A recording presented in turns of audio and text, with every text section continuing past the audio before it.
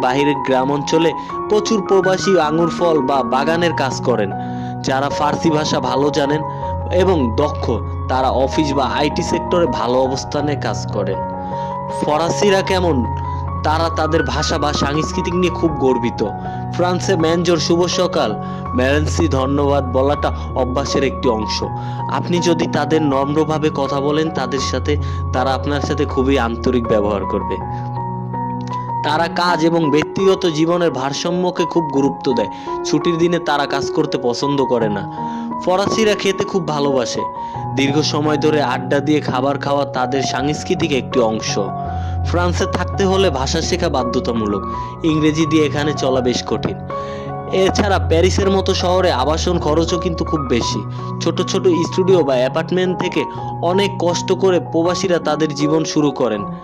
কষ্ট থাকলেও ফ্রান্সে আছে উন্নত জীবনযাত্রার নিশ্চয়তা, সামাজিক নিরাপত্তা, সঠিক নিয়ম মেনে এবং ভাষা শিখে আসতে পারলে এখানের জীবন সুন্দর করা সম্ভব।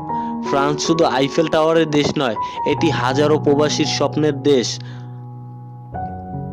ফরাসিরা তাদের ব্যক্তিগত জীবন এবং স্বাধীনতাকে খুব গুরুত্ব দেয়। তারা কর্মক্ষেত্রে নির্দিষ্ট সময়ের বাইরে কাজ করা পছন্দ করে না।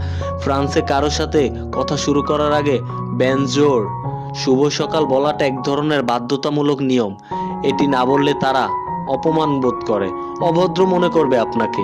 ফরাসিরা তাদের অধিকার নিয়ে খুব সচেতন। কোনো কিছু পছন্দ না হলে তারা রাস্তায় নেমে শান্তিপূর্ণভাবে প্রতিবাদ বা ধর্মঘট করতেও দ্বিধাবোধ করে না। ফ্রান্সে সরকারিভাবে ন্যূনতম মজুরি নির্ধারিত করা আছে, যা বর্তমানে মাসে প্রায় 1400 থেকে 1500 ইউরো ট্যাক্স বাদ দিয়ে। এটি প্রবাসীদের জন্য একটি বড় সুবিধা। যাদের বৈধ কাগজ আছে তারা সরকারি সব ধরনের সুযোগ সুবিধা পাবে।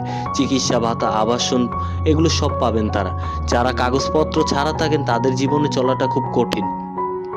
তাদের সাধারণত লজিস্টিক বা ক্লিনিং সেক্টর, ক্যাশ কাউন্টার, এই সব সেক্টরে কাজ করতে হয়। ফ্রান্সে প্রবাসীদের জন্য সবচেয়ে বড় হাতিয়ার হলো ফ্রান্স ভাষা।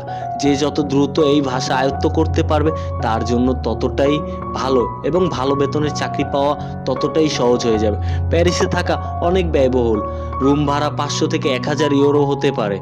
তবে লিও, মার্সেই বা তুলুজ এর মতো শহরগুলোতে খরচ তুলনামূলক কম। প্রবাসীরা সাধারণত নিজেরা রান্নাবান্না করেই খান। এশিয়ার গ্রোসারি শপগুলোতে চাল, ডাল, বিভিন্ন ধরনের মশলা পাওয়া যায়। তারা খাবারে খুব একটা সমস্যা হয় না।